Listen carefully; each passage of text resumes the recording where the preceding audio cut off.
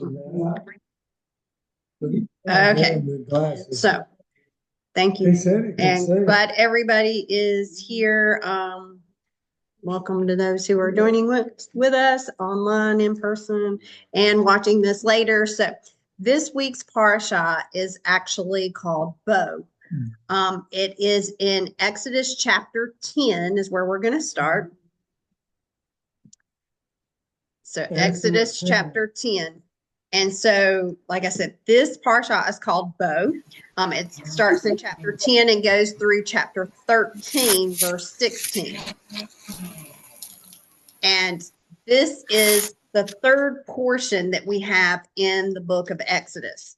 And it gives us an account of basically it starts going over the last three plagues on Egypt, the locusts, the darkness, and the death of the firstborn. It also covers the Passover and the redeeming of the firstborn. And, one thing I think, we need to remember as we're going through this is not only are these events historical, but they're also very prophetic. And so as we're going through, a lot of times we think, oh, well, that was just in the past, but we're going to see that this is all talking about future events too. So let's go to Exodus chapter 10, verse 1. And it starts, Yah said to Moshe, go to Pharaoh, for I have made him and his servants hard-hearted, so that I can demonstrate these signs of mine among them. Okay, so when we look at this, first of all, that version that I just read, I don't know if y'all's version says something different there, but most Bibles I've seen translate that word go. Okay, but the word in Hebrew for go is lek, like we talked about before in lek lekah, one of our portions. And here, in Genesis 12, we saw, lek lekah, that's that portion where Yah told Abraham to go, to get out of the country. But here he's telling him to go to Pharaoh, which is really, he's not saying lek, he's saying bo. And it's come. It's more of come to Pharaoh. And there's actually a midrash, a teaching on this about, why Yah tells Moshe to come, bo, is because when you think about when you're telling somebody to come, you're there with them, right? Mm-hmm. Yeah. So when you're telling them to come, you're implying to them that you're already there.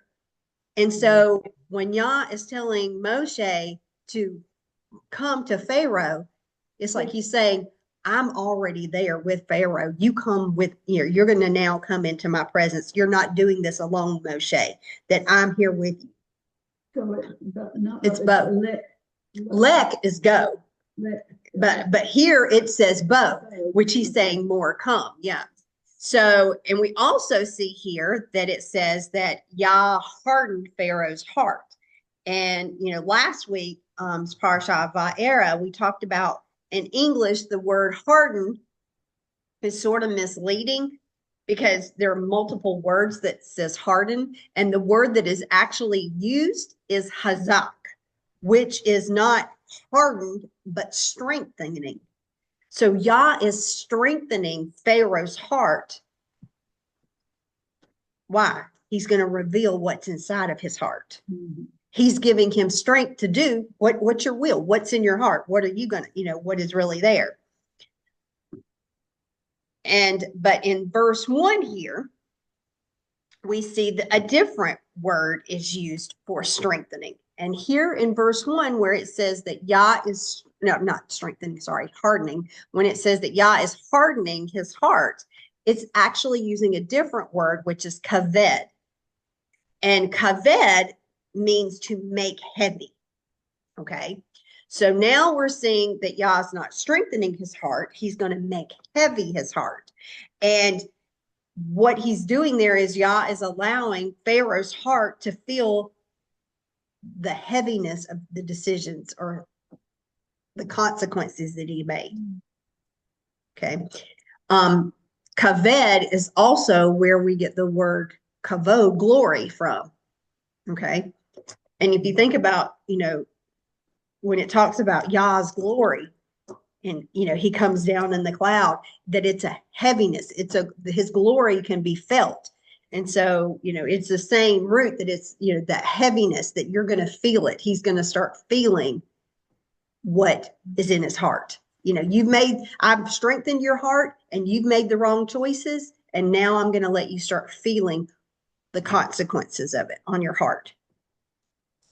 And to think about it too, another way, and I was thinking about this, is that really, a lot of times people look at Yah, and especially in the Old Testament, and they say, oh, well, he's a God that, is this mean, judging, whatever.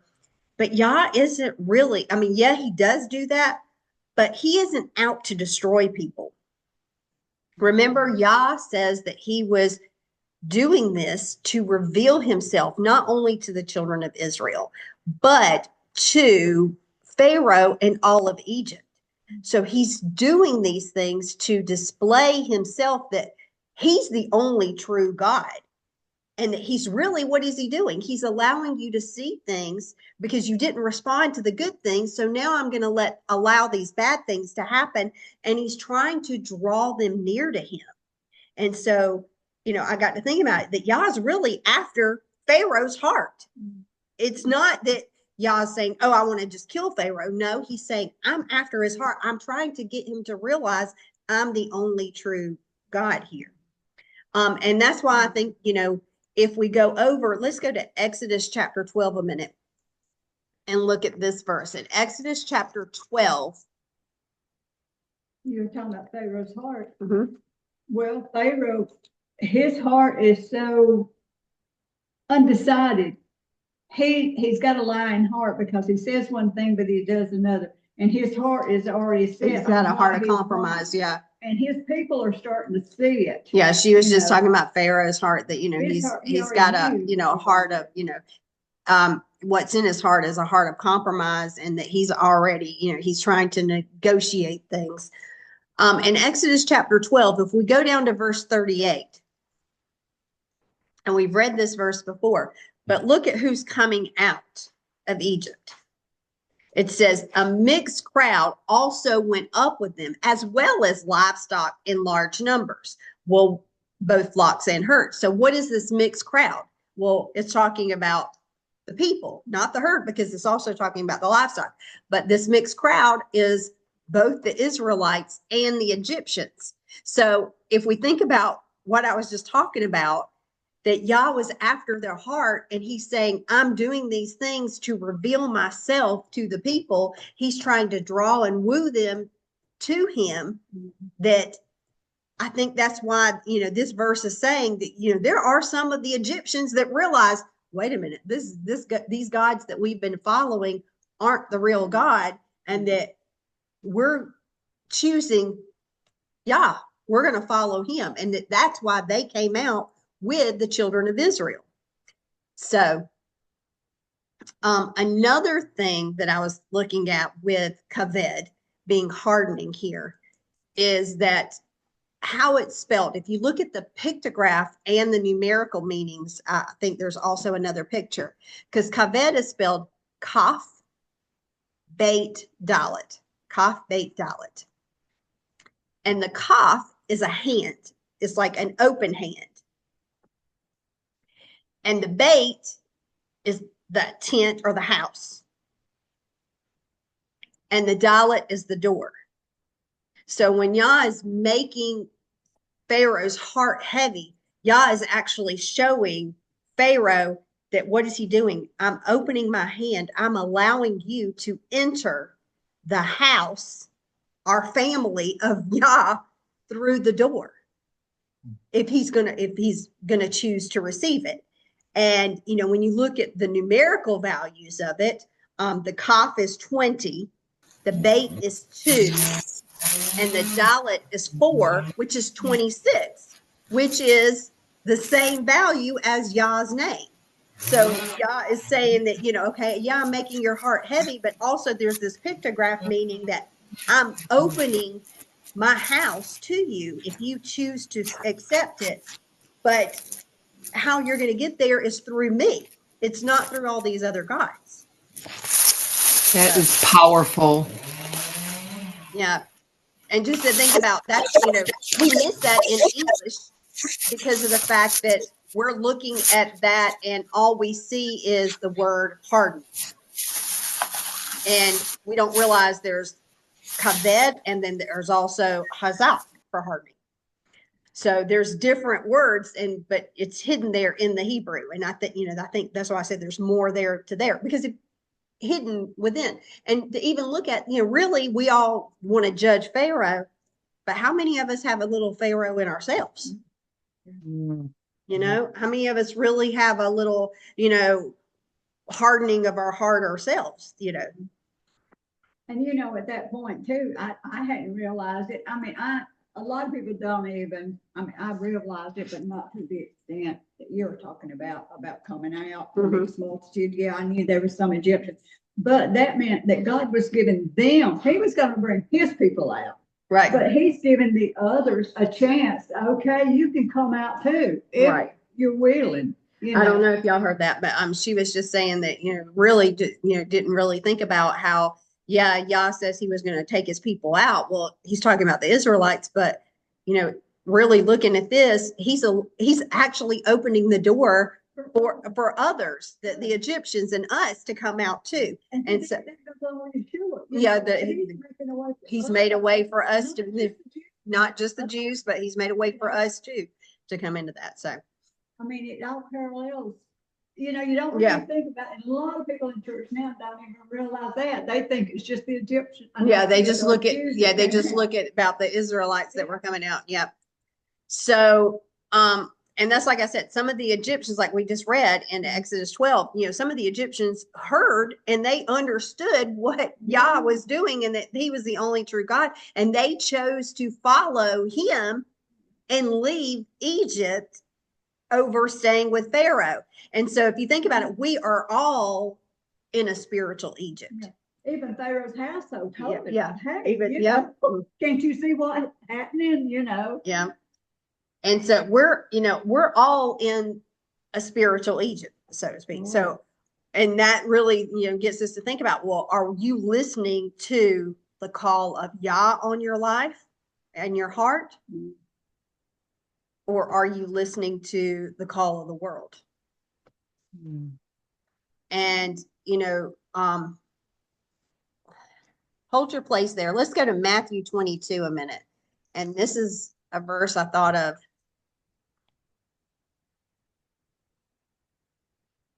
In Matthew chapter 22 and verse 29. Look at what Yeshua says here.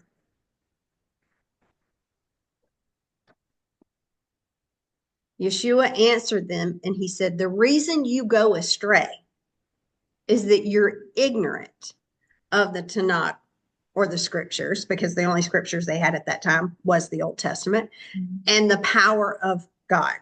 So think about, Yeshua himself is saying that the reason that they are going astray is that they're ignorant of the word.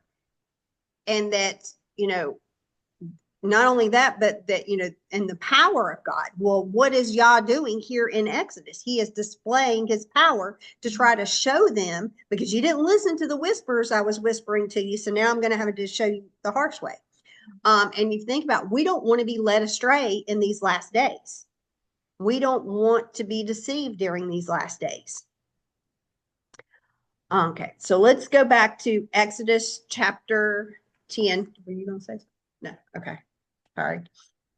Exodus chapter 10, we read verse 1. I want to go ahead and start in verse 2.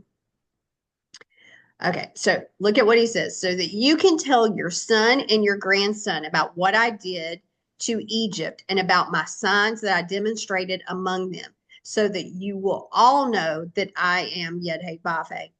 And Moshe and Aaron went into Pharaoh and said to him, here is what Yah, the God of the Hebrews, says. How much longer will you refuse to submit to me? Let my people go so that they can worship me. Otherwise, if you refuse to let my people go, tomorrow I will bring locusts into your territory. One won't be able to see the ground, so completely will the locusts cover it. They will eat anything that you still have that escape the hail, including every tree you have growing in the field.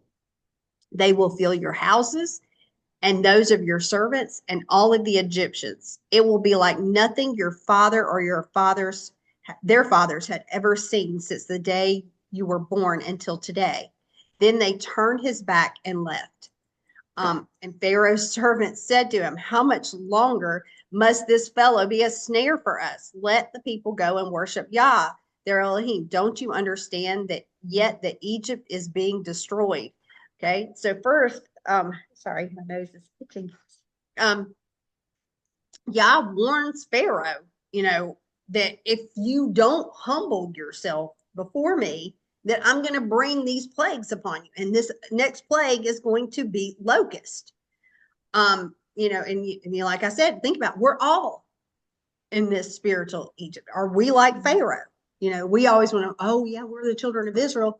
But are we really like Pharaoh? Because are we really refusing to submit to Yah, about certain things in our lives? Because that's really what Pharaoh's doing. He's just refusing to submit to Yah. And then let's keep going. So it says, verse 7, we read that, okay? Verse 8. So Moshe and Aaron were brought to Pharaoh again, and he said to him, go, worship Yah your Elohim. But who exactly is going? And Moshe answered, we will go with our young and our old, our sons and our daughters. We will go with our flocks and our herds, for we must celebrate the feast to Yah. And Pharaoh said to him, Yah will certainly be with you if I ever let you go with your children. It's clear that you are up to no good. Nothing doing, just the men among you may go and worship Yah. That's what you want, isn't it? And they were driven out of Pharaoh's presence. So, of course, he's looking at it that this is my labor force and they're all going to go and they're going to take their flocks and everything. They're not going to come back. So he says, no, this is not going to happen. And, like we said earlier in verse 7, even his servants realize that Egypt is being destroyed. And Pharaoh's servants are begging, let the people go, let them go. And it seems like, Pharaoh's considering it, but, he wants them to keep their flocks and their herds. He's afraid they're going to leave for good. And, this is a free source of labor. So he's looking sort of for like collateral that they're going to return. And, as a result, he doesn't let them go. Or he's like, okay, you men can go if that's what you want, and they don't. And the locusts come. Now, I want to look at verse 6 a minute, okay? Because I think we missed something in verse 6. If we go back to verse 6, Eddie, read 10:6 in yours.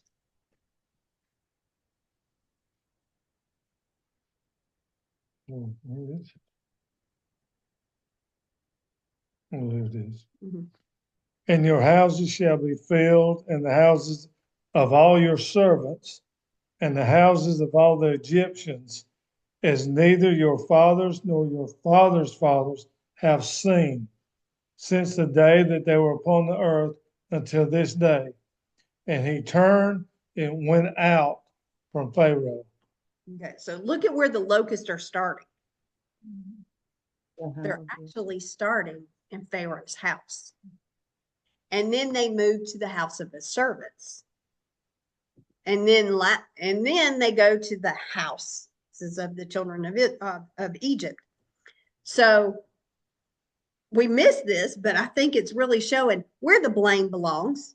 This is demonstrating to everyone where the blame is being placed. Pharaoh's actions are not only affecting him, but they're affecting his servants, and they're going to affect all of Egypt. And so, I got to think about, this is a lesson for us, because our actions and even our sins, we think about sometimes, oh, well, it's only my sin. It's only going to affect me. Well, you've heard it says, well, I'm just hurting myself. I ain't hurting anybody else. Right. That's not true. No, because this is a perfect demonstration of it, that it's affecting those around you. Well, You know, those, especially those that love you and your friends, right, it affects them.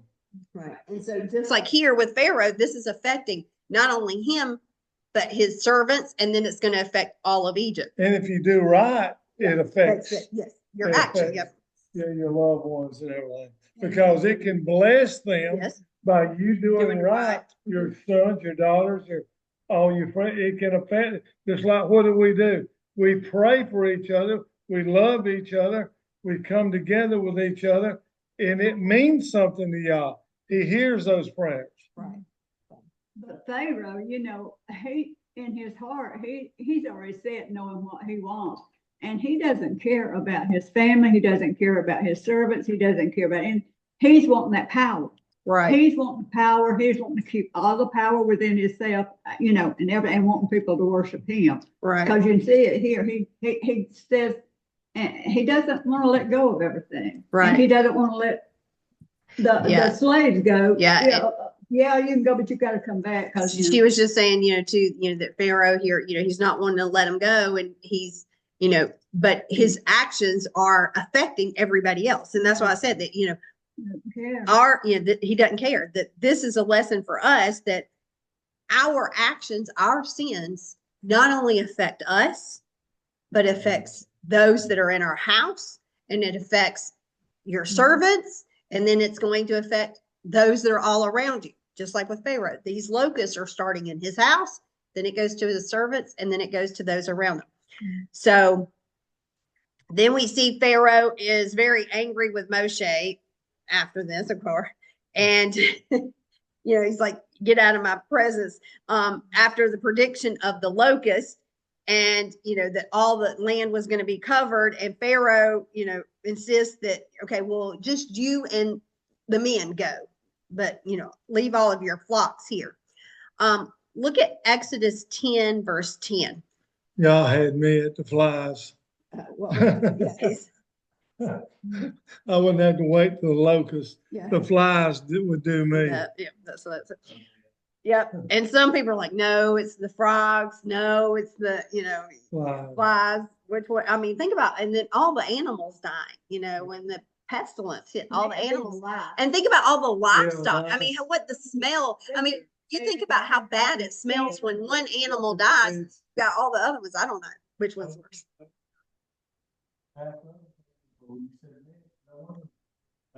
They get out too. Exactly. Yeah. He was just saying, no wonder some of the Egyptians, because I was saying earlier that the mixed multitude, why some of them wanted to come out. They saw all the destruction and they realized who Yah is, because what did Yah say? I'm doing this to reveal myself, not only to the children of Israel, but to Egypt and Pharaoh. Okay. So look at verse 10. Look at what Pharaoh says here. Pharaoh said to them, Yah certainly will be with you if I ever let you go with your children. It is clear that you're up to no good. Okay, so when we look at that verse in Hebrew, it says something very interesting. And this is what leads us to the next plague. What he's saying here, he says, Yah will, he's in English, it says that Yah will certainly be with you if I ever let you go with your children. Okay. And in Hebrew, the way it's reading is actually, Yah better be with you, because when I let you go, you and your little ones, and then look at what it says, beware, Ra is in front of your faces. Because in English, look, it says, in one version I have, it says, and he said unto them, Yah will indeed be with you if I ever let you go, you and your little ones. Look to it, evil is before you. Okay. The complete, I know it's clear that you're up to no good is the way it's worded there. King James says, for there's evil before you. Does anybody have something different? And 10:10, the end of 10:10. Evil is before you. Okay. Mine says evil is in your mind. Evil is in your mind. Okay. Well, that word evil is Ra. Yeah. So it's saying Ra is before you. Ra is there. They're God. So what is it, what is he really saying here? He's like, okay, that Ra is before them. Ra is the chief god of Egypt. He is the sun god. He is the god of light. And Pharaoh considered himself to be the son of this god. So what is really Pharaoh doing? He's setting up a challenge to Yah. If I ever let your children go with you, this is a challenge because I'm going to be there before you. Ra is going to be there before you. So he's basically setting up a challenge between Yah versus Ra, is what he's doing. And God's going to take it. And Yah is going to take the challenge because you remember we already talked about that all of these plagues are affronting or tearing down all the different gods of Egypt. And the plagues is what God created, those, Yes. all of that. Right. Nobody else did. He Yeah. And even when you look at the Egyptians, she said that protects the cattle, everything. yeah, that Yah is the one who, created or allowed or, these plagues. Well, they were able to multiplicate or, the Pharaoh's magicians were able to duplicate it, but up to a certain part, but they couldn't take it away. Only Yah could take it away. They couldn't take it away. They could only, Okay, so Exodus 10, and I'm going to go to verse 12. Yah said to Moshe, reach out your hand over the land of Egypt so that the locusts will invade the land and eat every plant that the hail has left.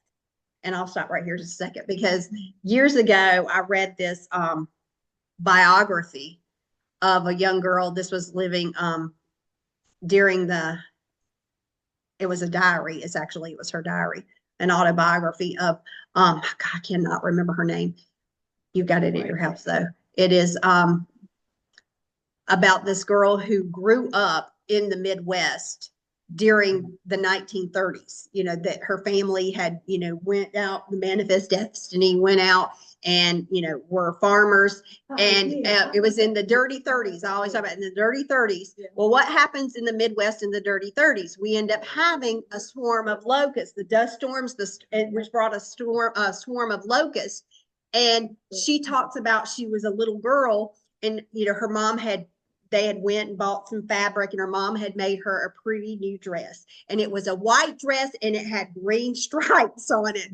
And she had, she finally got to wear her new dress and she's out, and she was very careful, not getting dirty. And she was standing outside and she was writing, she wrote in her diary that they saw this big cloud come.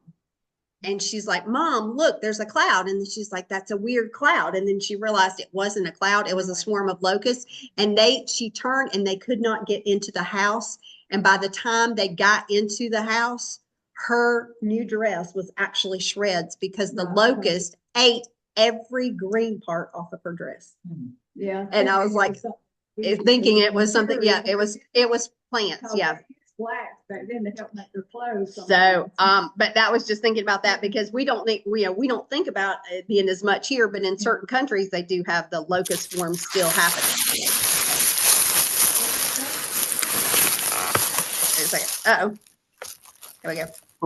Somebody is not muted. Okay, I'm not sure. Somebody's got some. But was that the story where they all got together and prayed because the locust was eating everything they could? Yeah, the locust ate everything, and they the birds the next morning. No, this is this is not. This is where they Pioneer days. No, that wasn't the same one. This was just her biography about living there in the West. So anyway, let us keep going. Exodus 10 verse 13. And Moshe reached out his staff over the land of Egypt, and Yah caused an east wind to blow on the land all day and all night. And in the morning, the east wind brought the locust. So they're coming from the east. And the locust went over all of the land of Egypt and settled throughout Egypt's territory. It was an invasion more severe than there had ever been before or ever will be again. They completely covered the ground so that the ground looked black. They ate every plant growing on the ground and all the fruit of the trees left by the hail. Not one green thing remained, not a tree, not a plant in the field in all of the land of Egypt. And Pharaoh hurried to summon Moshe and Aaron and said, I have sinned against Yah, your Elohim, and against you. Now, therefore, please forgive my sin just this once and intercede with Yah, your Elohim, so that he will at least take away from me this deadly plague. And he went out from Pharaoh and interceded with Yah. And Yah reversed the wind and made it blow very strongly from the west. And it took up the locust and drove them into the Sea of Suf. And not one locust remained on Egyptian soil. But Yah made Pharaoh hard-hearted, and he didn't let the people of Israel go. So remember, like I said, these plagues were against the gods of Egypt. And they're about proving Yah is the one true God. And, so really what gods is this attacking? This is an attack on Anubis, which is the Egyptian god over the fields, as well as an attack on Isis, who is the Egyptian goddess who is believed to be the protector of the locust. And it's also an attack on Seth, who was the Egyptian god who was the protector of the crops, because he's destroying all of those. So by bringing these locusts, he's attacking 3 Egyptian gods right here. Not just one, 3 of them. And not only that, but this is also an attack on Ra himself, because, when you look at Egyptian hieroglyphs, the eye is representing Ra. And so these locusts are covering the land. Well, not only are they covering the land, but they're coming in and they're covering the sun. They're coming in as a big old swarm. They're covering not only the land, but the sky and the sun. So it's covering out Ra. It's an affront to Ra too. Now, remember I said at the beginning, this is more than just, that happened in history. This is also a prophecy. Okay. So if we look at the word locust in Hebrew, the word locust in Hebrew is arbe. And the root of that is the word rabbah, which means many or multitude. So think about those who've been to Israel and we say Todah. A lot of times we'll say Todah Rabbah. Thank you very much. Rabbah means many or much. Okay, so and that is at the root of arbe, which is locust. So locust, you don't really most of the time see just one. They're coming in as a swarm, a multitude. Now, what's interesting is when you look at that root, Rabbah, and we go back to the beginning, we can see that this root is linked with the birth pains. If we go to Genesis chapter 3,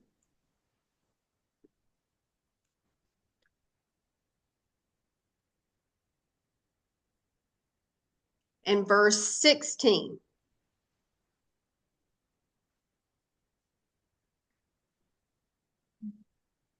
And so here we've got Adam and Eve, okay, Hava, and he says, and to the woman, he said, I will greatly increase your pain in childbirth. You will bring forth children in pain, and your desire will be toward your husband, and he will rule over you. So when we look at this, we don't really think about it that much, but the words that's talking about greatly will multiply, or greatly, the version I read, increase here. Actually, in Hebrew, that phrase is harabah arbe. Harabah arbe. I'm going to greatly multiply. And so think about arbe is locust. And so what is he greatly multiplying? Her birth pains. So the birth pains that are going to deliver Israel out of Egypt is related back to Eve, be given these birth pains here. And this plague of locusts is also, we see repeated in the book of Revelation.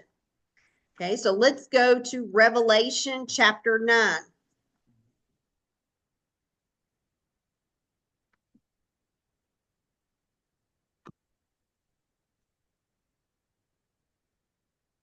Revelation chapter 9.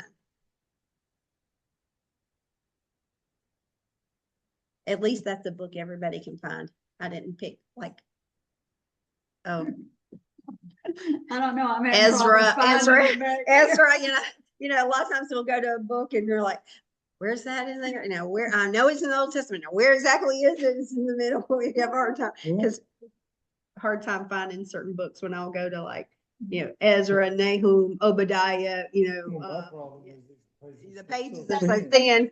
Yeah. Okay. Okay, Revelation chapter 9, verse 1. And the fifth angel sounded his shofar, and I saw a star that had fallen out of heaven onto the earth. And he was given the key to the shaft leading down to the abyss. And he opened the shaft of the abyss. Now, has this happened yet? No. Okay, this is a prophecy. Okay. So he opened the shaft of the abyss, and there went up smoke from the shaft like the smoke of a huge furnace. The sun was darkened and the sky too by the smoke from the shaft. And then out of the smoke onto the earth came the locust, and they were given power like the power scorpions have on earth. So remember, this is a vision. So what does smoke look like in the sky? A big old dark cloud, right? Yeah. What does a swarm of locusts look like in the sky? A big old dark cloud. Okay. They were instructed not to harm the grass on the earth, nor any green plant or any tree. So this is a locust. Well, wait a minute. They're not going to eat the things they normally eat, but only the people who did not have the seal of God on their foreheads. The locusts were not allowed to kill them, only to inflict pain on them for 5 months. And the pain they caused was like that of the pain of a scorpion sting. And in those days, people will seek death, but they will not find it. They will long to die, but death will elude them. Now, these locusts look like horses outfitted for battle. Now, wait a second. The locusts are looking like horses now. How'd they get that? Okay. On their heads were what looked like crowns of gold, and their faces were like human faces. Okay. They had hair like women's hair, and their teeth were like those of lions. And their chests were like iron breastplates, and the sound of their wings was like the roar of many horses and chariots rushing into battle. And they had tails like like those of scorpions with stings, and in their tails was the power to hurt people for 5 months. And they had as a king over them the angel of the abyss, whose name in Hebrew is Abaddon, but in our language or Greek here, Apollyon or destroyer. Okay, so let's stop here for a minute because some of you are already looking like, wait a minute. Revelation is a vision. And a lot of times we're looking at it and we're reading it literally. But a lot of times a vision is a vision. It is not literal. So when we think about, we go back to Daniel. You remember Daniel's vision of this statue? Yeah. Well, did we literally see that statue come to play? No. When we look at Daniel, what is it talking about? It's talking about the different empires that these, parts, the feet of clay, okay. So what it's talking about these different empires. So it's not literal that literal statue happened, but that they were representing these different empires. Well, Daniel was given a vision. John was given a vision. Revelation is a vision. So when we're looking at Revelation, don't look at it always as being literal, okay? And notice, like I pointed out, these locusts aren't eating what locusts would normally eat. They're not eating the green things of the earth. And if we look at, think about, where did we read in Exodus? Where did the locusts come from? You remember next? From the east wind. Okay. The east wind. The Hebrew word in east is kadim. Okay. That's east. Okay. Now, hold your place. Let's go to the book of Judges. Okay. Well, you don't have to hold your place. You can come back to Revelation. Yeah. Okay. Let's go to Judges chapter 7, because Judges gives us a little bit more information about locust. So if we go to Judges chapter 7 and verse 12, and it's really interesting because when we're looking at Revelation, And we're seeing that these description of the locusts, well, wait a minute. They were looking like horses. And I mean, you think about it, if it was literally a locust and it had the face of a human and looked like a horse, think about how big that locust would be. Yeah, okay. So it would be pretty good size. Yeah. Okay. Let's go to Judges chapter 7 and verse 12.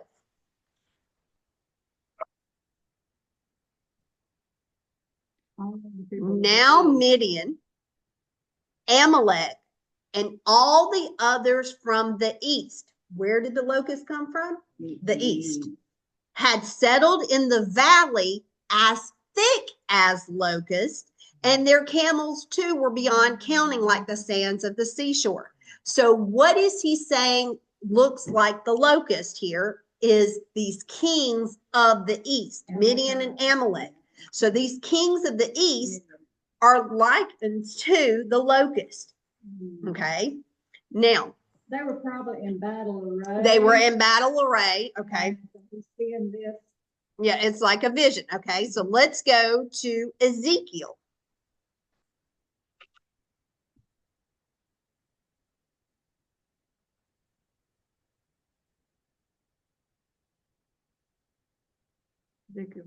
Chapter 9.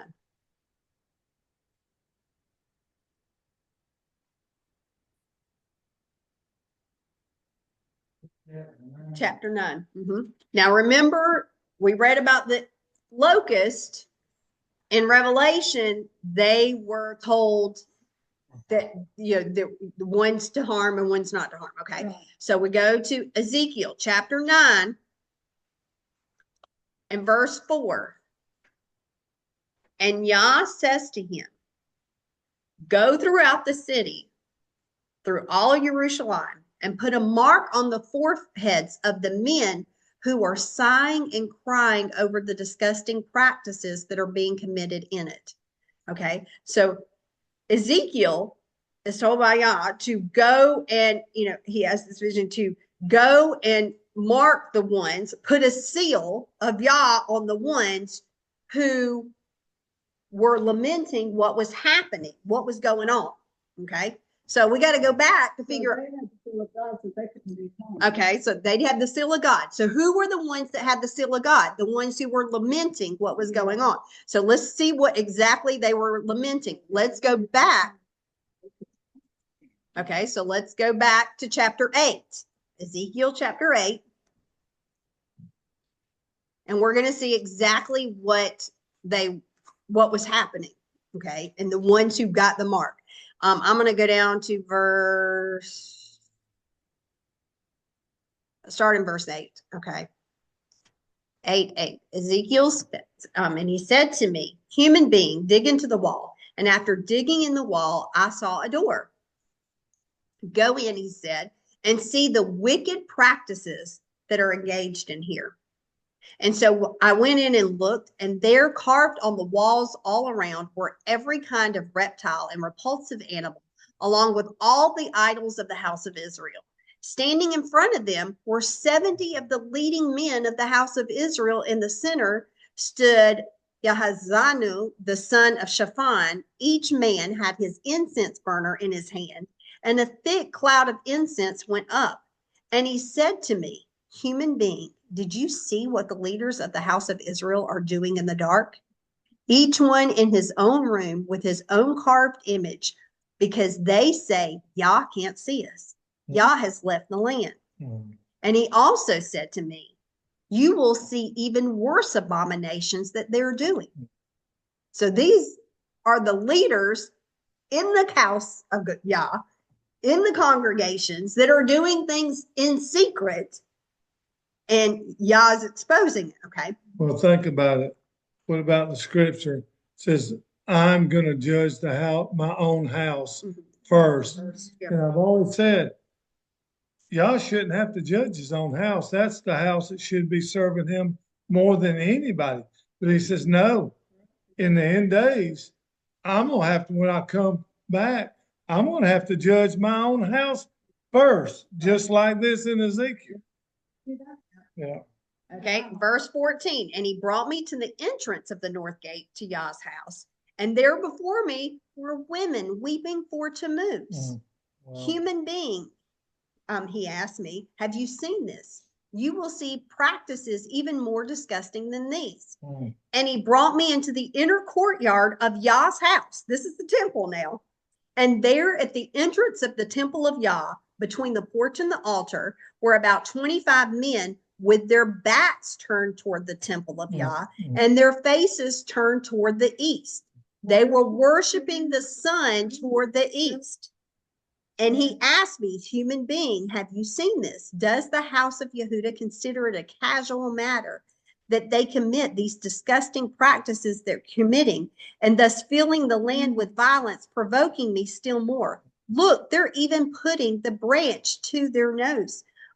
Therefore, I will act in my fury and my eye will not spare. I will have no pity. Even if they do cry loudly and right in my ears, I will not listen to them.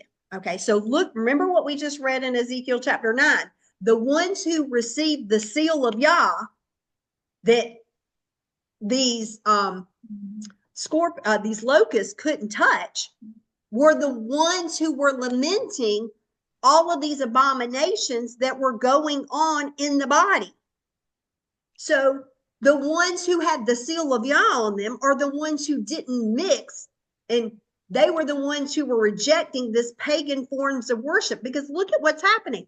They're even worshiping Tammuz in the house of Yah.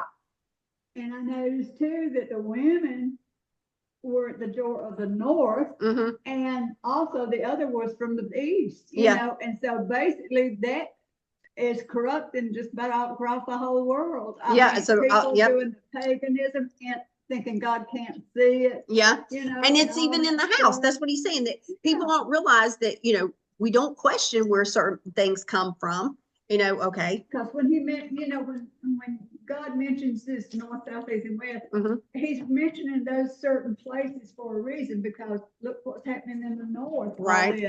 All this. Look what's happening in the east, and you know, with you know, the women weeping for Tammuz and the door of the temple, you know, between the porch and all that, and then others, you know, the priests in there worshiping, creeping in Dhamma, you know, all those things, you know, and hidden, thinking God can't see. yeah, it. and she was just, you know, she's just talking about how, you know, they were worshiping. Yeah, it was all over the place. Yeah, and how they were worshiping you know, these gods, and this was even in Yah's house, and they're still portraying that, oh, we're worshiping Yah, but then they're also mixing and doing this other. What were you gonna say? The same thing's going on now. Yeah. Does it show too, what, talking about a branch to their nose? Yeah, that goes back to Jeremiah 10 Well, and 2 when and you know, they were talking, are you gonna say something about that? You know, it's talking about, they basically are turned to scorners to God. They're turning to God anger and are scorning him and being angered toward God, and said, no, we won't do what the right thing. We're going to do what we want to. Basically, you know, the old, you know, way they put it, said, they turn their nose up to God, basically. That's what they did. They said, we're going to, you know, put the branch to their nose. They basically turned their nose to God in anger and said, no, we will not do what's right. And what is happening today? We do what's right in our own eyes. That's what it's saying. And just like diabolically, they are sitting facing east. they're facing east. Turning They're back on God. Yeah. Because God, you know, always the east, you know, will come from the east gate, you know, down, you know. But it's just, I mean, it's happening everywhere now. It's still going on and look, going on and going on and going on. Yeah, and that's, yeah, like she said, this, you know, it's still continuing on. People don't look at it, but it's really there. I mean, they're putting their own idolatrous ways in there, and then they're, you know, trying to justify it. You know, I mean, like, okay, and I've said this before, but you have people in the Christian community that will go to the Vatican and they will go to that square, I can't remember what it's called. And there's this big statue It's there. that square. And they will go there and bow down and kiss the feet of this statue that's supposedly Peter, and thinking, because it says, oh, on this rock, I build my church or whatever. And then not realizing what this is. That statue was in existence prior to this time. And what was the name of the statue? Zeus. They slapped the name Peter on it and now said it's a Christian statue. Well, think about it. Just like what it's saying right here in Ezekiel, we read the scripture all the time, quote this scripture, Jeremiah 6:16, where God is saying, turn to the old ways, turn to the true ways, turn to the ways that are honest and righteous and are good. And what did the people say? They said, no, we won't. We're not going to do that. And here in Ezekiel, the same way, they turned their nose toward God, said, no, we will do as we want to do. And that's what's happening. Yeah. Yep, that's right. We do it now. We don't even realize it's it. And, I mean, don't go into all that. But when you think about, just do a Google search on Tammuz and look at what you can see, because what festival or feast is linked to Tammuz? Easter, Ishtar. Yeah.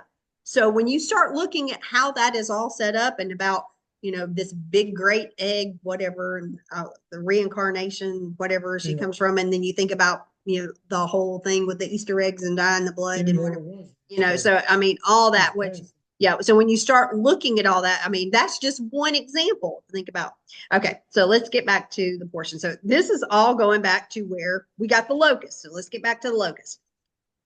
In Exodus 10:15, hold your place in Judges, because we're going to go back and forth between Exodus, Judges, and Revelation, but at least Revelation you can find easily. In Exodus 10:15, okay, get there myself. Oops, sorry. Exodus 10:15. It says they completely covered the ground so that the ground looked black. They ate every plant growing from the ground and all the fruit on the trees left by the hail. Not one green thing remained, not a tree, not a plant in the field in all of the land of Egypt. Okay. And so we see, this swarm of locusts was so thick that they covered the land and the whole land looks black. Okay. Now, if we go to Judges, like I said, we're going to go back and forth between Judges here. And I want to go back to chapter 6 in Judges. And remember, these in Judges, these locusts were actually the kings of the east, Midian and Amalek. Okay. And notice in Judges 6:33. Now, all Midian, Amalek, and the others from the east all joined forces. They crossed the Jordan River, and they set up camp in the Jezreel Valley. Okay, so these kings of the east, which are called locusts, they have a large army. They have this large swarm, and they're joining forces in the Jezreel Valley. Okay, now, hold your place in Judges, because I know that's the harder book to find. Let's go to Revelation now. Revelation 16.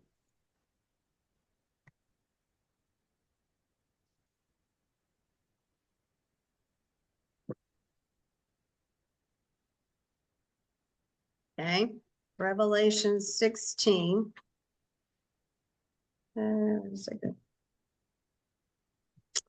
Okay. I'm going to start in verse 13. This was talking about the frogs, and we read this when we did the plague on the frogs.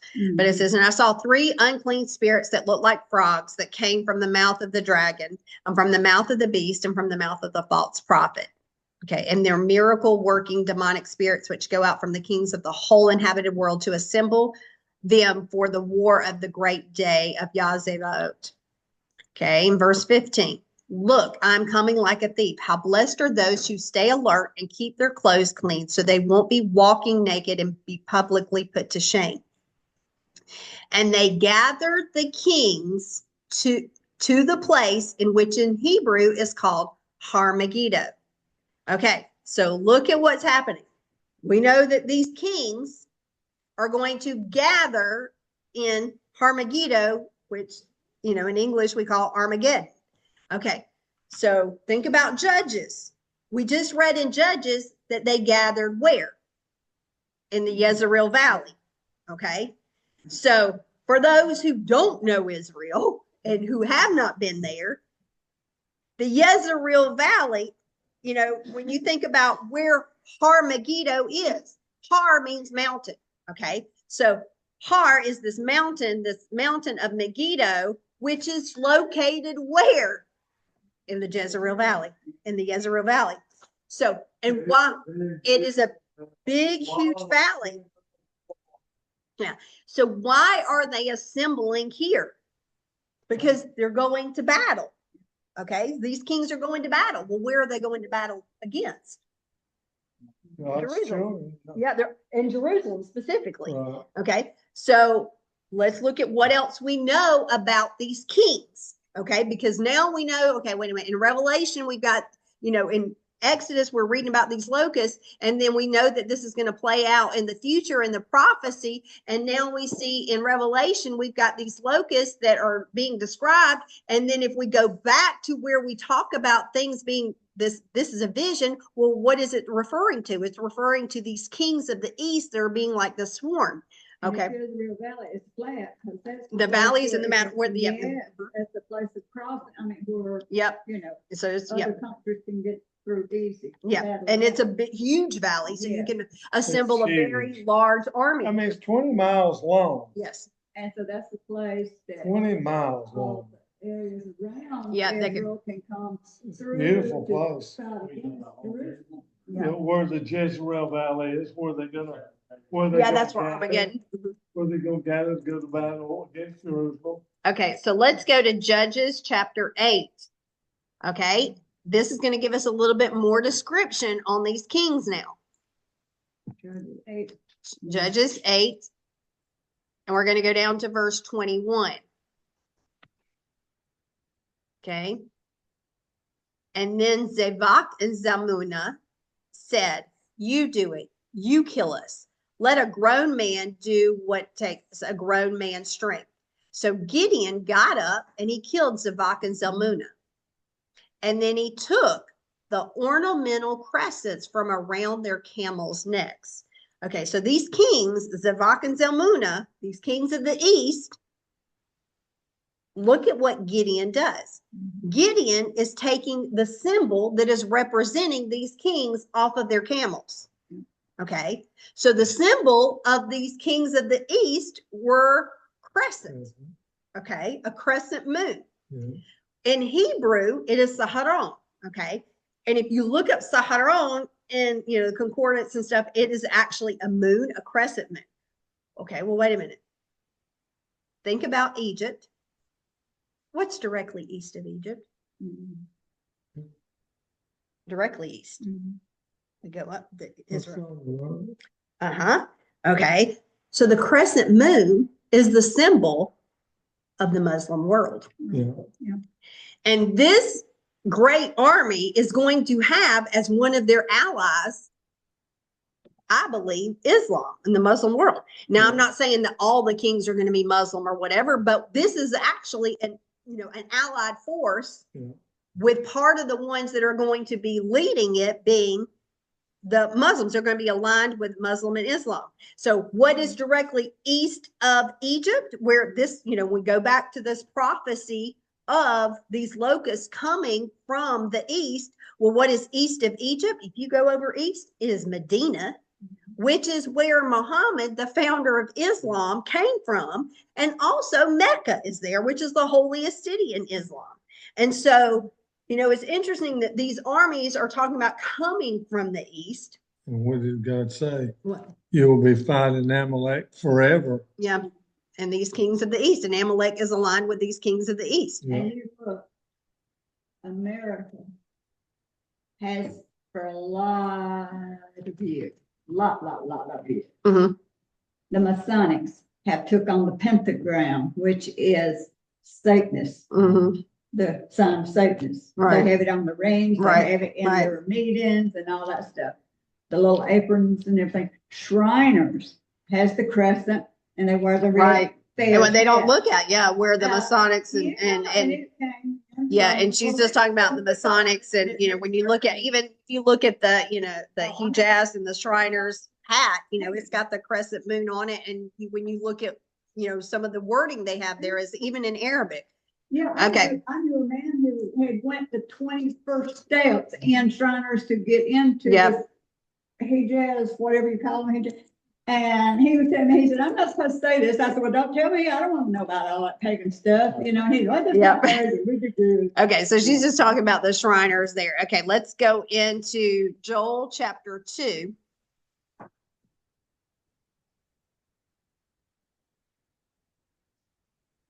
Joel chapter 2.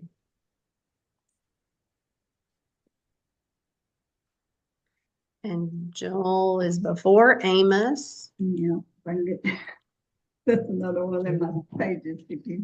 after Hosea. Okay. Joel chapter 2, I'm going to start in verse 1.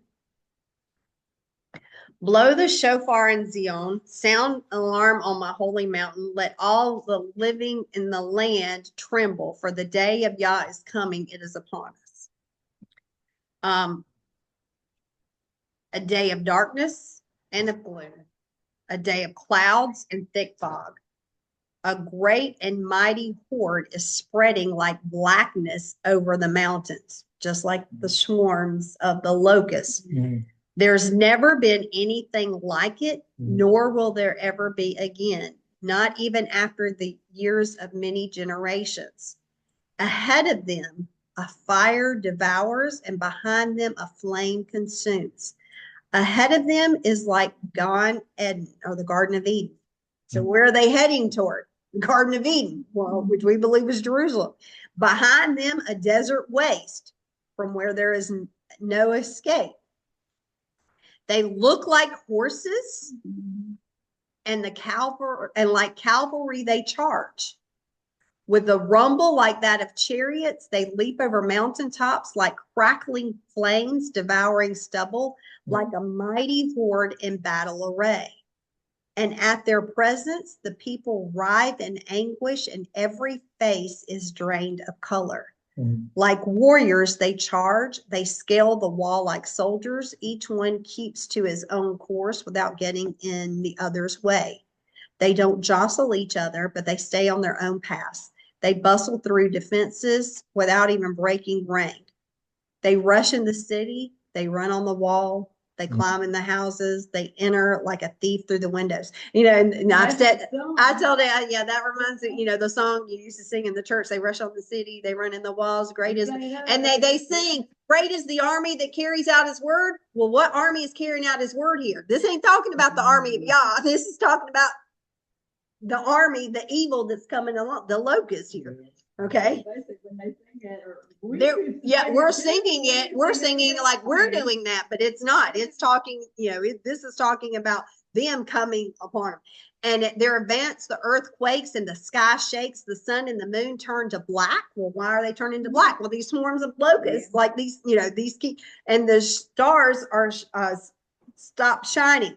So, when we think about these plague of locusts, we think about what it's talking about. Even in the prophet of Joel, we're seeing things that are falling apart.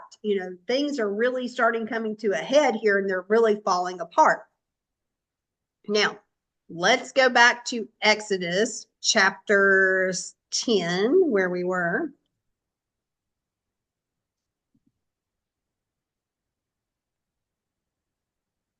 Okay, and verse 16. Okay. And Pharaoh hurried to summon Moshe and Aaron and said, I've sinned against Yah, your Elohim, and against you. Now, therefore, please forgive my sin just this once and intercede with Yah so that he will at least take away from me this deadly plague. And he went out from Pharaoh and interceded with Yah. And Yah reversed the wind and made it blow very strongly from the west. And it took up the locusts and he drove them into the sea of soup. Not one remained on Egyptian soil. But Yah made Pharaoh hard-hearted and he didn't let the people of Israel go. So think about this. Like I said earlier, we always wanted to relate to being the children of Israel, but we all have a little bit of Pharaoh in us too. So, many of us are like Pharaoh, and they realize that they've sinned and they don't want the punishment, so they want the punishment taken away, but they don't really repent or make teshuvah. Just like Pharaoh, he's like, yeah, I know I sinned. Okay, go and intercede on my behalf to Yah and take this away from me. But he's not really repenting. He's not changing. He just wants to get out of the punishment. And notice it says that Yah hardened Pharaoh's heart again. And again, he's actually strengthening Hazak, Pharaoh's heart, to reveal what is truly within his heart. And, we know that he ends up revealing that this is, going to be what, he's not wanting something great here. He's wanting the destruction of the children of Israel. He's wanting them to stay there and to stay in that lifestyle. What? Let me ask you that. Chapter 10, where I'm now at, verse 11 in mind, where he says, beware, beware for evil is ahead of you, rock. We know that. But then he says, not so. Go now, you who are men, and serve the Lord. What does he mean by that? Well, that's the way it's worded in English. He's like, no, I'm not going to let you go. No, I'm not letting you go. That's just the way that is worded. Yeah. Crazy. The way that was worded. Yeah. Like that. No, it's just the way that's worded in English. He's saying, no, I'm not going to let you go. Okay. So, Exodus 10 and verse 21. And Yah said to Moshe, reach out your hand toward the sky, and there will be darkness over the land of Egypt, so thick it can be felt. And Moshe reached out his hand toward the sky, and there was a thick darkness in the land of Egypt for 3 days. People couldn't see each other. No one went anywhere for 3 days, but all of the people of Israel had lights in their homes. There's our 3 days. And so think about here. Let me make a mark because I need to make sure I add that into my notes because I did not put that there. So this darkness is not only physical, but it's also spiritual. And, there's going to be this great darkness that covers the land. So it's not going to be like there's not really a gray area anymore between right and wrong. It's either going to, there's going to be a great polarization that's going to occur. Well, I think we're already seeing that today, that there's actually starting to be a great polarization between what is really right and what is really wrong. And there come a day when it's going to be so dark. I mean, physically, outside, inside, home, you ain't gonna be able to see nothing. I mean, you can't see who's right in front of you. I mean, the darkness is going, the evil, it's the evil. Yeah, she was talking about, the evil is going to permeate, is going to be everywhere. It's just, it's gonna be there. Yeah, and that's just like, we've mentioned before in Amos 8:11, where it talks about there is in the end times that there's going to be this famine. And what is this famine? It's a famine for the word.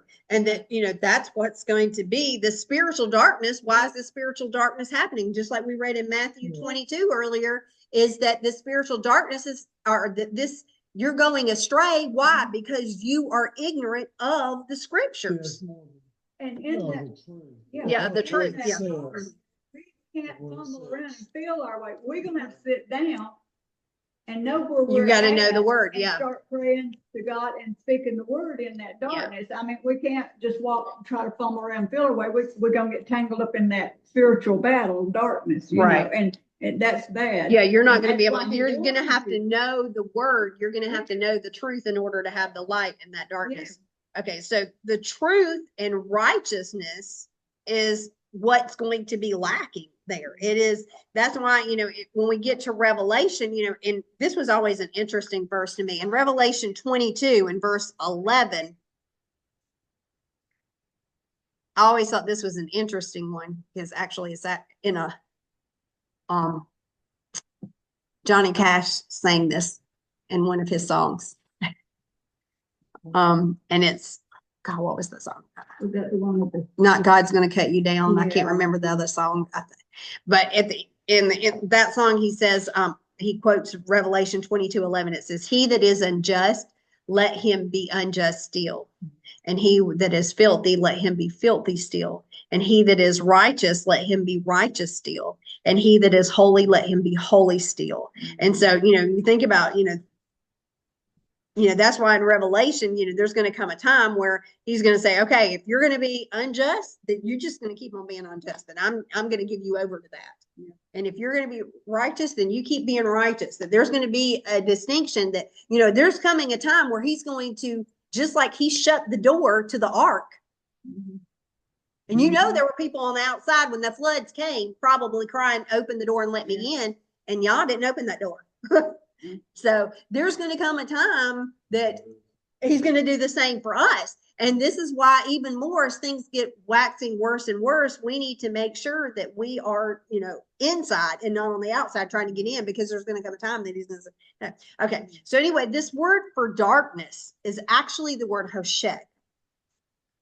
And darkness, when we're reading about this darkness coming, this plague of darkness is described as a thick darkness. Mm-hmm. And in the phrase in Hebrew is hoshek afela. And afela means darkness itself. So, what we declare being thick is actually darkness or gloominess or calamity. So another translation or a way to look at this, when he's talking about thick darkness, he's actually saying darkness, or wicked darkness or gloomy darkness is going to come upon you. And when we look at the word afela, it is used 10 times in Scripture. And every time it is ever used in Scripture, it is always referencing judgment. And we also see it used in Joel chapter 2. And that was what I just read. And I'll go back and read that again, the first part of it. But in Joel chapter 2 and verse 1, where it says, "Blow the shofar in Zion, sound the alarm on my holy mountain, let all living in the land tremble, for the day of Yah is coming, it's upon us." It is a day of darkness and of gloom. Okay? That's where it's saying it's a day of afela. It's here, Yom Hoshek Ve Afela is what that's saying in Hebrew. So it is talking about his return is going to be this day of darkness, like the day of darkness here. Okay. We also see it in Zephaniah 1 and 14. It says the great day of Yah is near, and near, coming very quickly. Hear the sound of the day of Yah. When it is here, even a warrior will cry bitterly. It is a day of fury, a day of trouble and distress, a day of waste and desolation, a day of darkness, hoshek, and a gloom, a day of clouds, yom anan, they are fell. And again, that what's translated as fog here, arafel, this thick fog, this darkness that's coming. So the root of afel is used, not arfel, afel, is used only one time in Scripture, and it is actually used in Amos 5, and I'm going to go to that. Amos 5 and 18.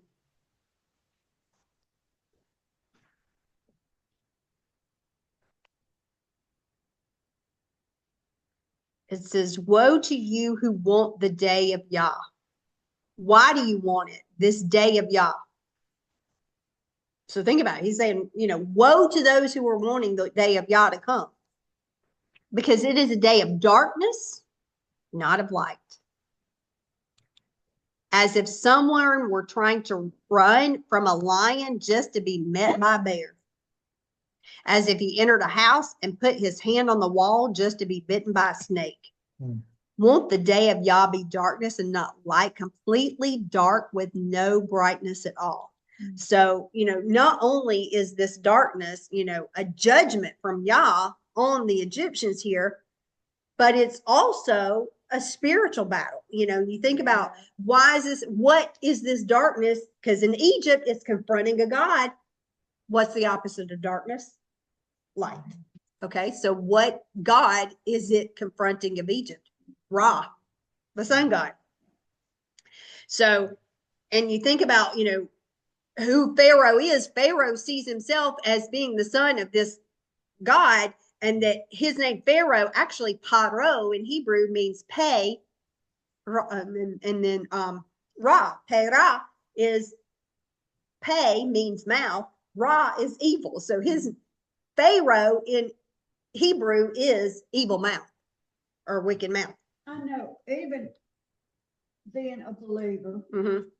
and going through everything we do every day, we try our best to stay, within the Word of God, within ourselves, walking it out and everything. But if you get in a totally dark room at night, like your bedroom and everything, you cut it off dark and then all the lights are out, Yeah, and everything, you still feel the weight of that darkness on you. It's just people are not made for that darkness. well, They need the spiritual. light. It's spiritual. Well, yeah, but I mean, it's not like, because you do need the darkness in order to sleep, because but some people, I don't sleep. but most people, your body needs that darkness for the melatonin. Still, you can still feel the darkness. Yeah, the heaviness, and she's just talking about, like, you can even, there's times that you can feel that heaviness of the darkness. I mean, okay. Yeah, our power went out. Yeah. We had no lights, no street lights. We didn't have nothing. I mean, have y'all ever felt the darkness? I mean, Well, I know. That's why suicide rate in like certain parts of Alaska. Have all of them. Yeah. They're staying dark about Yes. 6 months out of the year.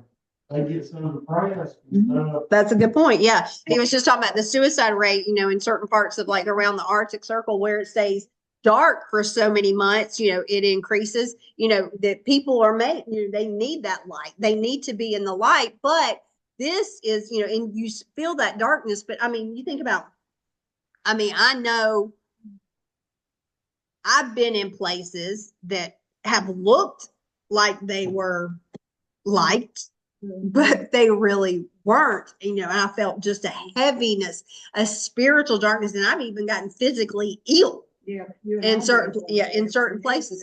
Yeah, I mean, in there, that's the thing, is that there is a spiritual darkness that has that feeling of heaviness too.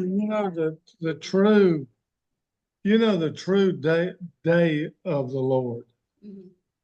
That day, it's not going to be anything good. Right. Well, for us, there's not going to be any light for us. Yeah. I mean, so I'm talking about, I'm not sitting here, I'm not sure one way or the other for a fact that when that terrible day of the Lord, that say, if we're here in the next week is the day of the Lord, are we going to have to go through that or not? I'm not 100% sure we are. Well, I mean, when you look at it's a terrible, terrible day. It's a terrible time. Now, I mean, we might have to go through some. We might have to go, and I'm not speaking rapture. The full wrath. I'm not speaking rapture or nothing like that. But is y'all going to take us to a place to be so it won't harm us? Because that will be a place of light. This is going to be a complete place of darkness. Yeah. There, well, and it's going to be they even had darkness. Yeah, they even had darkness here, but it said that the children of Israel had light with them where they were. And you think about, like, 18, it says, "Woe unto you that desire the day of Yah. Wherefore would you have the day of Yah? It is darkness. It is not light." Right. It's not light. Right. So it's not something Well, that's because gonna be he's good coming, at yeah, all. he's coming, with that. But the third, you remember the stars would be gone, the light and Yeah. everything. It's not Yeah. gonna be a good time. It's No, gonna not be gonna a, be.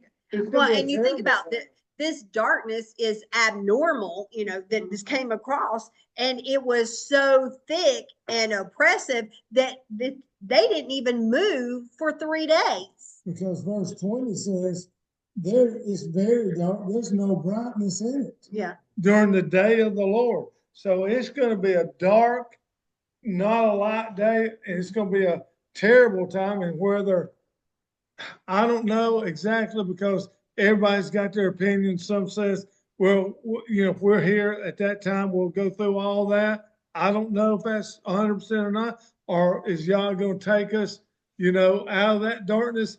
All I know is that he's good and he's not gonna let us go through more than we can handle. I do know that.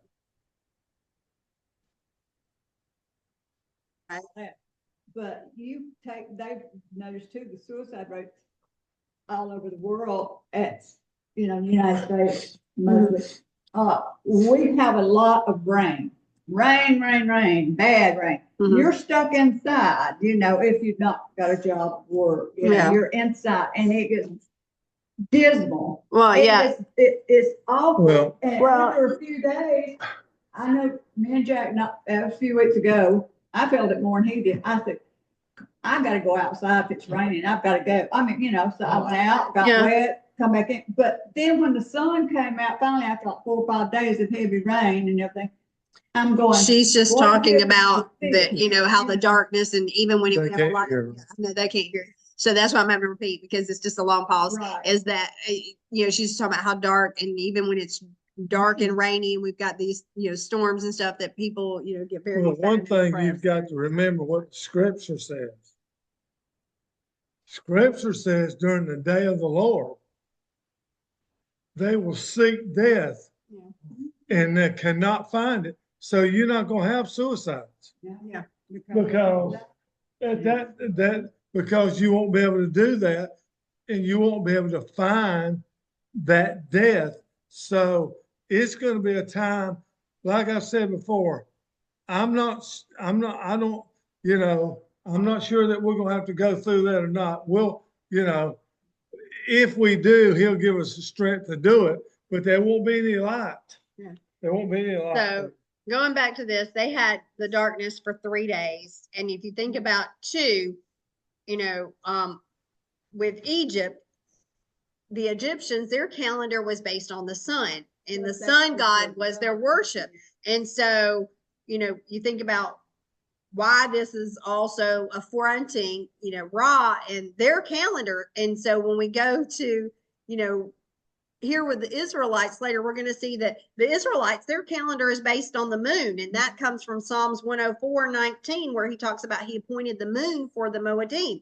And so that this is how that they're going to be counting their calendar, is that. And so he's basically saying that you are not going to have anything to do with worshiping the sun or Ra anymore. And even, I know I'm in Psalms 18 and verse 11, we're told that Yah makes the darkness his secret place. Yeah. That's, like his hiding place, his secret place. No, that's not the day of the Lord, but that's just a verse that talks about that. Okay. So just after, a few months, after the Exodus, the Israelites are going to get to Mount Sinai, where they are going to encounter a thick darkness again on top of the mountain that's going to come down. And this is where Yah was found, that, where you say in Psalms 18 and verse 11 that he's inhabiting, that he's making that darkness his secret place. Well, why? Because he can't reveal his fullness to us in flesh. Yeah. Because in Deuteronomy, when it talks about Moses going up to the mountain to receive, and then the darkness, the cloud coming down, that Yah is in it, and that there. So, and there's a reason for that. Couldn't see God live. Right. So, okay, let's keep going, and I'm going to skip over, and we're going to go to Exodus chapter 11. And now we get to the plague of the firstborn. Okay.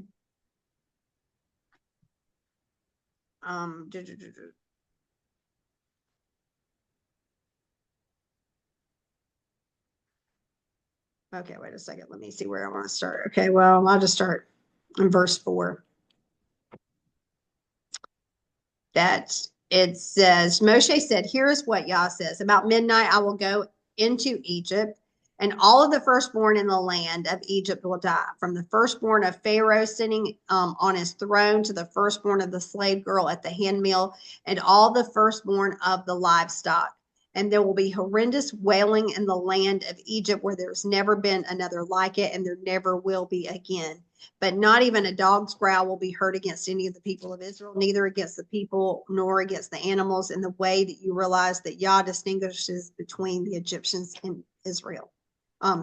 So when we think about what's happening here, this death of the firstborn that is going to happen is actually going to, Yah going out at midnight, everything, the firstborn, whether the Egyptians, the cattle, the animals, the people of the Egyptians are going to be destroyed. They're going to be killed. But it says that in verse 7 that he's going to make a distinction between the Egyptians and Israel. And we talked about before that word distinction, palah, is actually a distinguishing mark, a separation. So he's separating Israel and Egypt. And so it is what is this distinguishing mark that he's going to use to separate the firstborn of Israel from the firstborn of Egypt? Okay. Well, if we keep going, he tells us in chapter 12, what are they going to do that night? Okay. So if we go over to chapter 12, I'm going to go down to verse 12. Okay. Well, in verse 11, I'll start in verse 11. And here's how you are to eat it. Your belt is to be fastened, your shoes on your feet, and your staff in your hand, and you are to eat it hurriedly. It is Yah's Passover. Okay. And so for that night, I will pass through the land of Egypt and kill all the firstborn in the land of Egypt, both men and animals, and I will execute judgment against all the gods of Egypt, for I am Yah. The blood will serve as a sign marking the houses where you are. When I see the blood, I will pass over you. When I strike the land of Egypt, the death blow will not strike you. Okay, so what is the sign that is going to distinguish the Egyptians from the Israelites? It's going to be that blood on the door. Yeah, it's going to be that Passover. So just as in the end times, Yah again is going to cover or pass over or protect his people. I found a verse, and I'll just read this to you. You can jot it down. It's in Isaiah chapter 31 and verse 5. It says, like hovering birds, Yah Zevaot will protect Jerusalem. In protecting it, he will rescue it, and in sparing it, he will save it. So again, it's like, he's hovering over them and, protecting and passing is actually using the word that he's going to pass over and preserve it. So sorry, Jerry's a little, my nose is again. And so we know in Revelation that there's a mark. There's a mark that's going to distinguish and cause a separation. So, but as I was going through this, I wanted to look a little bit more about the firstborn. And I found something interesting about the firstborn, because the word for firstborn is Bekor. And Bekor is from the root Bakar, and Bekor and Bakar both are spelled the same way. It's Beit Kaf Resh. And, a lot of times when we think about the firstborn, we think about, the blessings of the firstborn. That's what we focus on. But, I think there's more to the teaching of the firstborn there is, and I was looking up, and Rabbi Froman from Aleph Beta actually was teaching about the firstborn. And one of the things that he said I found very interesting is he said that the firstborn in ancient times had the responsibility of carrying on the values of the father to the others. It was the firstborn's status. It was his role to carry on, to take the values of the father and carry it on to the rest of the family and the others. And so if we think about the word father, Av is written to Aleph Beit. Okay. Does that mean only sons? Yes, the sons. The daughter count as, Well, they did not know because she married into, keep that Hebrew chart. because she would marry into another family? Yeah, she would. No. You're talking about the letters? Yes, the letters. I want to see that. Okay, so in Hebrew, father is written Aleph Beit. Okay, so I'm gonna just hold. Hopefully, you guys can see my chart. Well, That's sorry. what they said. Well, Can y'all see that? only if no. There we go. Yeah. Now we can. Okay, so Aleph is 1, Beit is 2. Okay, so that's father. Well, Bakor is spelled Beit. I gotta look because I can't see it from backwards. Where's my cough? Cough. Right here. Cough. Okay. And where's my rush? There's my rush. There's my rush. I gotta hold it in front of me. It's not gonna show. Sorry, I can't get the resh to show. But anyway, the resh. Okay, so when you look at the word Bakor, Bakor starts with the Beit. Well, the whole role of the Bakor, the firstborn, is to take the values of the father. So he's to take, Bakor is to take the 2, and this next letter in Bakor is the Kaf. Do you know what the numerical value of Kaf is? No. 20. What's the numerical value of Resh? 200. So the firstborn is 2, 20, 200. What is he doing? He is multiplying. He's taking it to the next generation, and they're learning. This is why it's so important for us to, he's taking on the 2 of the father. He's taking on the value of the father, and he's multiplying it to the next generation. Bakor is that, and I thought that was interesting because, when you look at it, that's what we're called to do, is to do that. We're to call that. And okay, well, let's go back to Exodus. And Exodus 4:22, remember what Yah told Moshe to go to tell Pharaoh. He says, when you go to Pharaoh, you tell Pharaoh, thus says Yah. Who is his firstborn? Israel. So this guy, when you think about this, well, wait a minute. He's saying Israel is his firstborn. Israel is called to do what? To take on the values, the teachings of the father, and carry them on to the next generation. Yeah, because the Lord says Israel is my firstborn.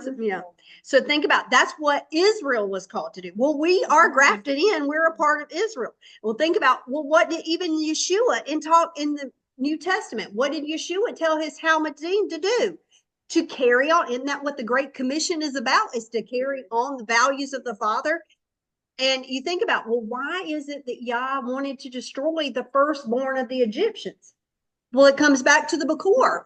What were their firstborn to do? They were to carry on the values of their father. Well, if they were carrying on, what was Ra's values? What were their values that they were carrying on? It was something that they shouldn't, that we shouldn't have.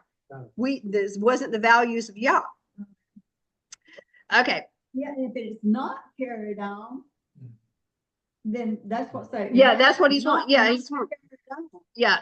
Even you're carrying it on. Yeah, and that's why it's so important. I mean, to think about that, even when we're going through, is to teach things to not only your children, but to others. It's because, you want to carry on Yah's values. Yeah. You want to keep that in there because there's going to come a time when there is a famine of the word. It's like in a family, a woman gives her values to her daughter. How to sew, clean, cook. Yeah, a long time ago, women used to teach values and things to their children and how to do things. And the father taught their sons. Yep. But yet the word is supposed to be the most important thing. Yeah. Carry it on before anything. do the prayer time with Yep. your wife and children at night. you Okay, know. let's keep going. Let me finish this part. Okay, Exodus chapter 13. And I'm going to go to verse 1. Okay, Exodus 13 and 1. And Yah said to Moshe, got it? Okay. Yah said to Moshe, set aside for me all the firstborn, whatever is first from the womb among the people of Israel, both of humans and of animals that belong to me. Okay, and I'm going to skip down to verse 12 now.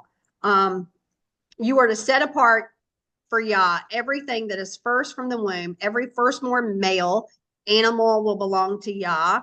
Every firstborn from a donkey you are to redeem with a lamb. If you choose not to redeem it, you must break its neck. But from people, you are to redeem every firstborn son. When at some future time, when your son asks, what is this? Then you are to say to him, with a strong hand, Yah brought us out of Egypt, out of the abode of slavery. And when when Pharaoh was unwilling to let us go, Yah killed all the firstborn males in the land of Egypt, both the firstborn of humans and the firstborn of animals. That is why I sacrifice to Yah any male that is first from the womb of an animal, but all the firstborn sons I redeem. This will serve as a sign on your hand and as a headband around your forehead, that with a strong hand Yah brought us up out of Egypt. And so when we look at this too, that in Egypt, Yah was displaying his mastery over life and death by destroying the firstborn of Egypt. And he redeemed the firstborn of Israel. And if you look at verse 14, he even tells them, in the future, when someone asks, why are you redeeming the firstborn? It is so that you remember Yah's power and what he did in Egypt. And for an ancient time, and I got to looking at ancient times, up until the golden calf incidents, they were saying that the firstborn son, not only was he the one responsible for carrying on the values of the father, but he had a specific mission in the family. He was the one that would bring the sacrifices. Because remember, when Yah told them, he said that Israel was going to be a kingdom of priests.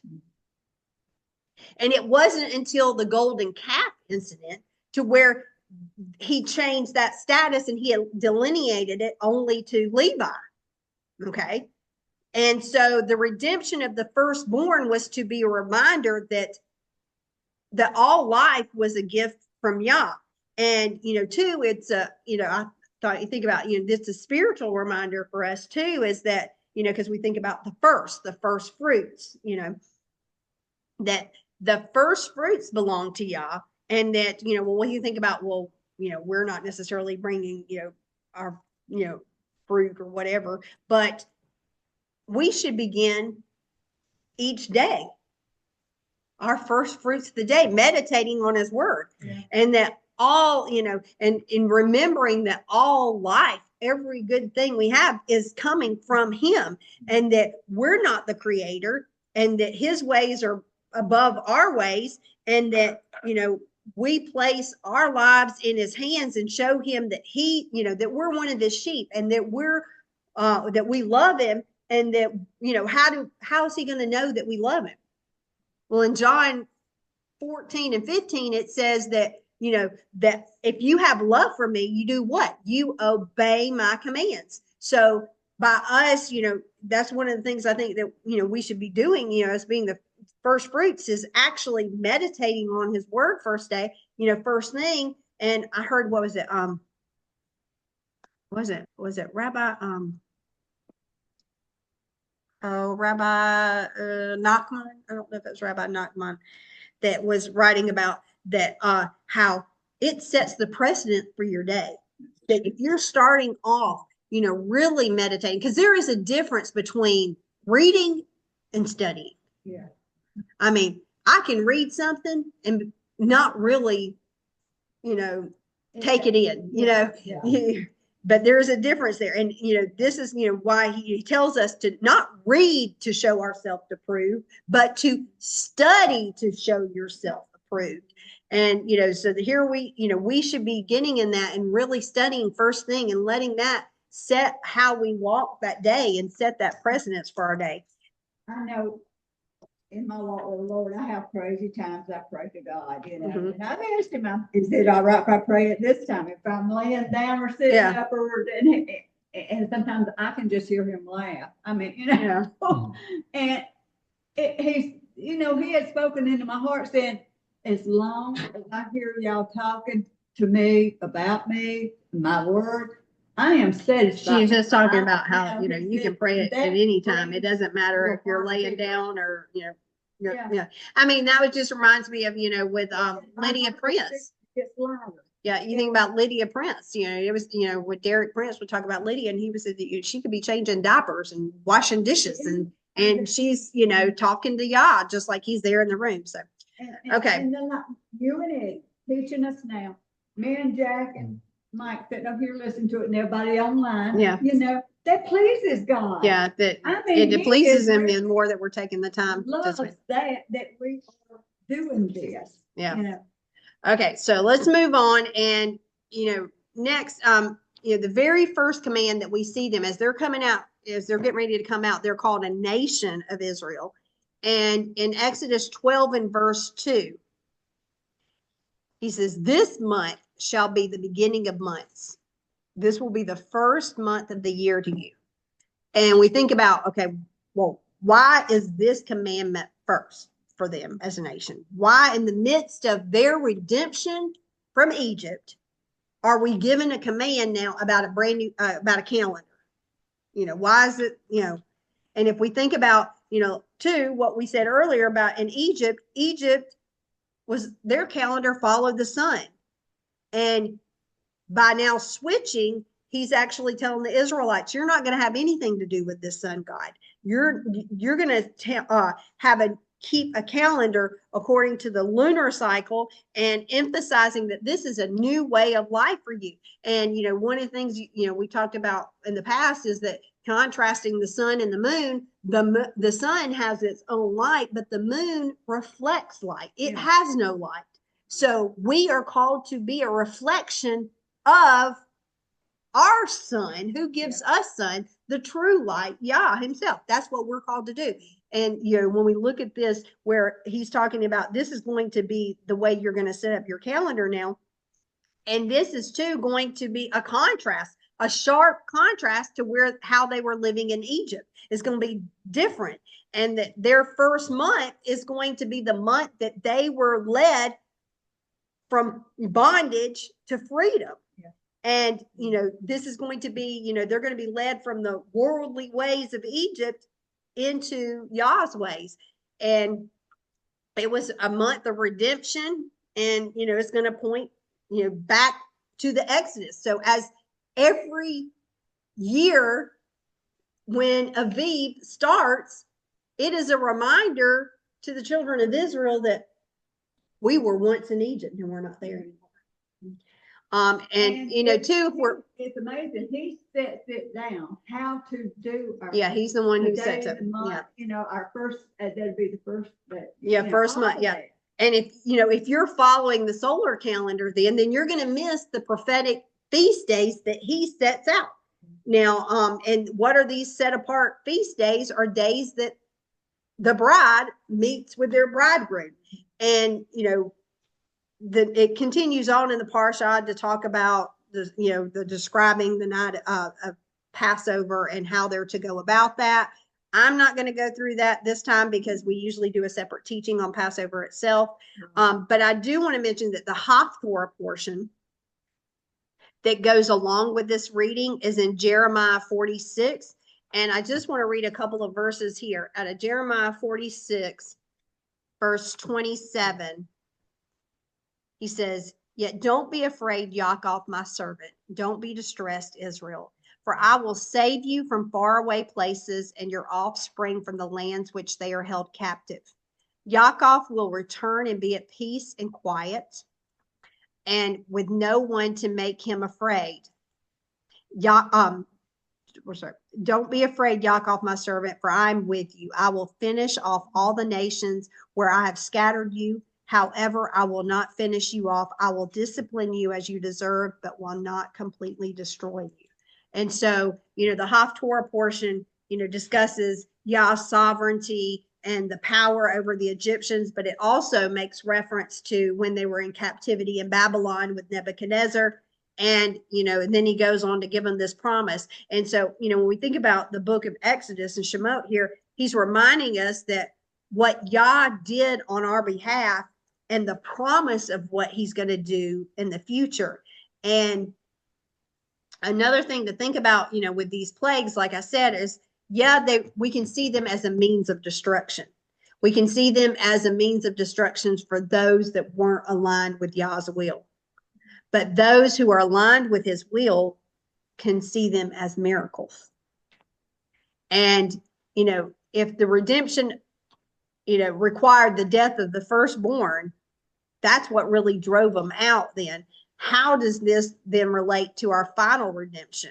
Because in the former Exodus, in the historical account, it teaches us that Yah's in control of all things. He's in control of, the government, Pharaoh. He's in control of nature. He's, all of that. And that nothing could thwart his will. And so as we see things in the world progress worse and worse, we need to remember this fact, and we need to make sure that we are aligned with his will and his word. Otherwise, we will see ourselves on the wrong side of the plagues. And instead of looking at them as a miracle, we'll see them as destruction. And, that's why it's imperative that we are willing to, like I said earlier, with Pharaoh's heart, that we're really willing to humble ourselves and conform to his word and his will and trust that in his deliverance, no matter what's going on. So that's what I had for today. I think we want to. No. That bottom one. Amen. Anybody have any questions or comments or prayer request or anything? No prayer request, no prayer, no. So it was a good study. It's a good study. It's a good thing to, like I said, Yeah. Was you good. when we send you the studies, and you can get, if you want to see that again, of course, you can go online and YouTube and stop it, pause it, think about it, write down like you want it. But thank you so much for being, online, and when you can come, everybody's always invited every time. So we'll get together as soon as we can. Like I said, we don't have to wait to get together, as a fellowship, because you can come any Shabbat. It's always open, and we've been having more and more people come on Shabbat, and then some still, getting online, and that's okay too. So we just appreciate that, and we're gonna get ready and just have the blessing. Everybody want to get ready. My sister Shirley, we've been working, she's down to about 60 pounds. She's just, Okay. feeling it bit and helping. Yeah. He can't walk, he's falling everywhere, his legs. Okay. And mom is asking, to have prayer and remember, her sister Shirley, and her brother Melvin still both are not in good health and are failing. So to please keep those in your prayer request. And I know too, we're still lifting up Don, your brother, in his situation too. So, and we'll go ahead and say the blessing, and then we'll, come back. Everybody wants to get ready. So that We've way- been, Morning. Okay, we're waiting for a We're couple waiting. more. We'll wait on just a few here.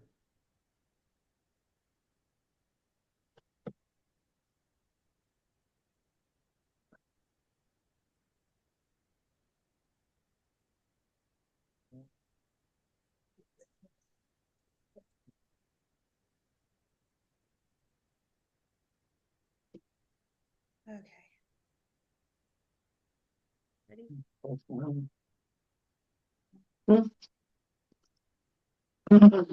been waiting on somebody. Yeverekaka Yahaba Virish Mereha. Yair Yahava Penava Eleka Vihuneka.